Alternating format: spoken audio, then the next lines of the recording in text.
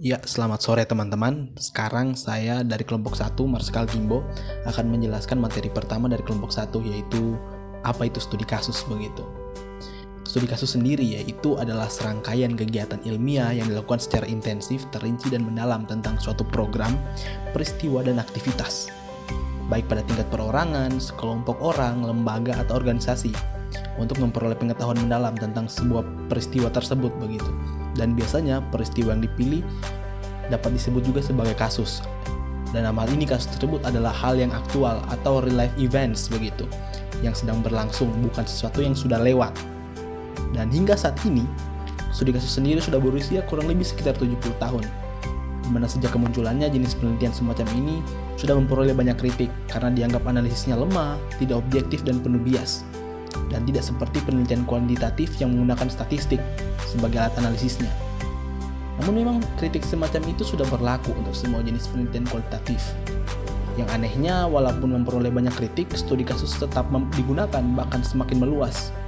Khususnya untuk studi ilmu sosial begitu, seperti psikologi, sosiologi, ilmu politik, antropologi, sejarah, dan ekonomi. Hingga ilmu terapan seperti perencanaan kota, ilmu manajemen, pekerjaan sosial, dan pendidikan. Kurang lebih seperti itu. Selanjutnya saya serahkan kepada teman saya. Terima kasih. Studi kasus dilakukan dalam latar alamiah, holistik, dan mendalam. Alamiah artinya kegiatan memperoleh data dilakukan dalam konteks kehidupan nyata atau real life events. Tidak perlu adanya perlakuan-perlakuan khusus atau perlakuan-perlakuan tertentu yang dilakukan oleh peneliti terhadap konteks di mana penelitian itu dilakukan atau terhadap subjek penelitian. Jadi semuanya akan terjadi secara alami. Nah, dalam memperoleh informasi yang komprehensif, peneliti tidak saja menggali informasi dari partisipan atau dari informan utama melalui wawancara, tetapi juga bisa melalui orang-orang terdekat di sekitar subjek penelitian. Bisa juga dari catatan-catatan harian mengenai subjek atau bahkan rekam jejak mengenai subjek. Nah, selain wawancara tadi, ada 4 teknik yang menjadi keunggulan bagi studi kasus ini dalam pengumpulan data. Yang pertama adalah dokumentasi, yang kedua ada observasi secara langsung, yang ketiga ada observasi terlibat, dan yang keempat ada artefak fisik atau bukti secara fisik. Dan keempat teknik ini yang menjadi keunggulan bagi metode studi kasus dalam pengumpulan data dibandingkan dengan metode-metode lainnya yang terdapat dalam penelitian kualitatif. Oke, saya akan melanjutkan mengenai jenis-jenis studi kasus. Menurut buku dari Basuki, yang pertama studi kasus intrinsik. Studi kasus ini dilakukan karena ketertarikan pada suatu kasus tertentu. Studi kasus intrinsik ini dilakukan bukan karena suatu kasus bisa mewakili kasus-kasus yang lainnya, tetapi melainkan karena kasus tersebut mengandung sesuatu yang menarik untuk diteliti. Yang kedua, studi kasus instrumental. Studi kasus ini memahami suatu kasus dan hasilnya digunakan untuk memperbaiki atau menciptakan teori baru. Yang ketiga, studi kasus kolektif. Studi kasus ini memahami kasus-kasus yang sedang diteliti. Tujuan dari studi kasus ini bertujuan untuk meneliti karakteristik umum dari studi kasus yang sedang diteliti. Demikian penjelasan. Langkah-langkah penelitian kasus. Yang pertama, pemilihan tema atau kasus. Pada tahap ini, si peneliti harus yakin dalam memilih sebuah tema atau kasus yang ingin ditelitinya. Yang kedua, pembacaan literatur. Setelah mendapatkan tema atau kasus yang ingin diteliti, si peneliti mengumpulkan bahan bacaan melalui jurnal, majalah ilmiah, serta surat kabar yang terkait dengan kasus tersebut sehingga menambah wawasannya. Yang ketiga, perumusan masalah dan fokus penelitian. Tahap ini sangat penting dalam setiap penelitian, serta sangat membantu si peneliti untuk berkonsentrasi pada satu titik yang menjadi pusat penelitian. Yang keempat, pengumpulan data. Peneliti adalah instrumen kunci sehingga dia dapat mengukur ketepatan serta ia dapat tahu kapan pengumpulan data harus berakhir. Pengumpulan data dapat dilakukan melalui observasi, wawancara, serta dokumentasi. Yang kelima, penyempurnaan data. Penyempurnaan data sangatlah penting dalam penelitian, sebab dengan melakukan tahap ini, si peneliti dapat mengetahui bahwa data penelitiannya masih belum lengkap, sehingga ia dapat kembali melakukan wawancara terhadap informannya lagi. Yang keenam, pengelolaan data. Setelah melakukan penyempurnaan data, si peneliti juga harus mengecek kebenaran data, menyusun, serta mengoreksi jawaban dari wawancara yang kurang jelas. Dan tahap ini juga membantu si peneliti dalam menganalisis sebuah data. Baik, saya akan melanjutkan dengan teknik analisis data. Teknik analisis data menyusun secara sistematis data yang diperoleh dari hasil wawancara, catatan lapangan, dan dokumentasi dengan cara mengorganisasikan lapangan dan dokumentasi dan kategori, dan juga mengelola organisasi dan menyusun, kemudian diambil dari sampul hasil penelitian ke seluruh penelitian tersebut. Dialog teoretik sebuah proses komunikasi dari dua belah pihak yang saling bertukaran pendapat atau ide. Triangulasi tamu ini berarti menggunakan beberapa pengukuran untuk menilai fenomena yang sama. Berarti penelitian menggunakan teknik pengumpulan data yang berbeda untuk mendapatkan data dari sumber yang sama.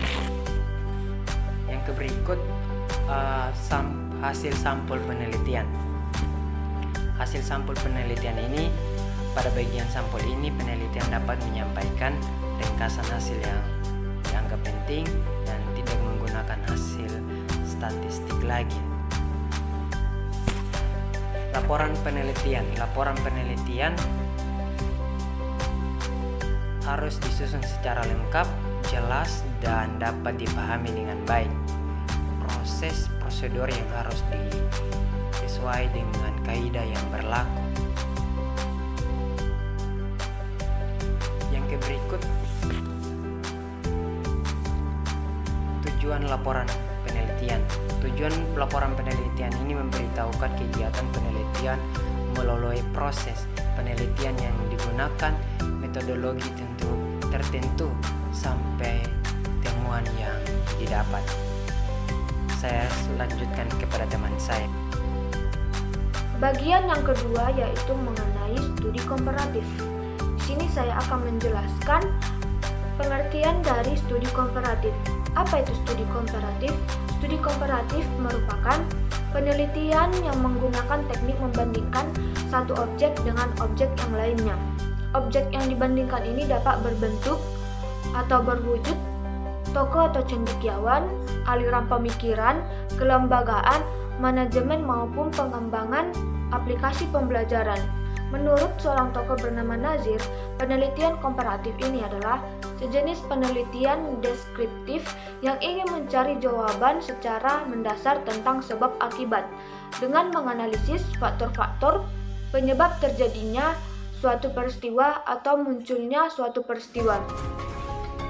Studi komparatif ini menurutnya bersifat membandingkan antara dua kelompok atau lebih dari suatu variabel tertentu.